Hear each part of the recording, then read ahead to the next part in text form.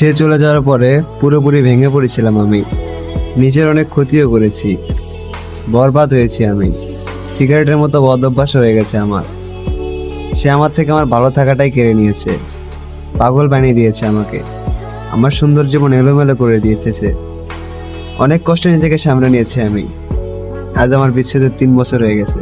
প্রতিজ্ঞা করেছি নিজের সাথে নিজেই, আর কোনো মেয়ের মায়ায় পড়বো না। কোনো মেয়ে তো দূরে কথা, কারো দিকে চোখ দিলেও তাকায়নি আজ পর্যন্ত। একা থাকতে শিখে গেছি, এখন আর কোনো মেয়ের খেয়ালও আসে না মনের মধ্যে। এই 3 বছর শুধু একটা কথাই ভেবেছি, সে যদি আবার কখনো আমার কাছে ফিরে আসে তাহলে তাকে ইচ্ছা মতো কথা শোনাবো, গালাগালি করব, অনেক অপমান করব। বিশ্বাস করেন, আমি এই 3 বছরে শুধু এই কথাই ভেবেছি। হঠাৎ আমার ফোনে একটা মেসেজ আসে। মেসেজটা খুলে দেখি সে আমাকে সত্যি সত্যি মেসেজ করে। এক পর্যায়ে বলে সে নাকি আমায় এখনো ভুলতে পারেনি।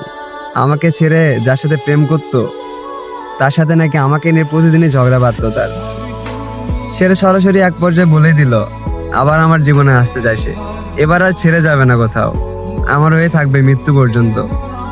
বিশ্বাস করেন, মনটা চাইতেছিল আর ইচ্ছা মতো গালাগালি দিই, কিন্তু আমার মুখ দিয়ে একটা কথাও বের হয়নি। আমি সাথে সাথে তার প্রস্তাব গ্রহণ করে নিয়েছিলাম, আবারও তার সাথে সম্পর্ক জড়িয়েছিলাম। হয়তো এটাকেই বলে প্রকৃত ভালোবাসা।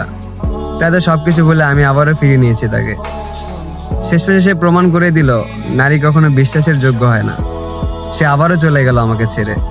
হয়তো প্রথমবার আমার ধ্বংস দেখতে পাইনি নিজের চোখে, তাই এবার দেখে চলে গেল।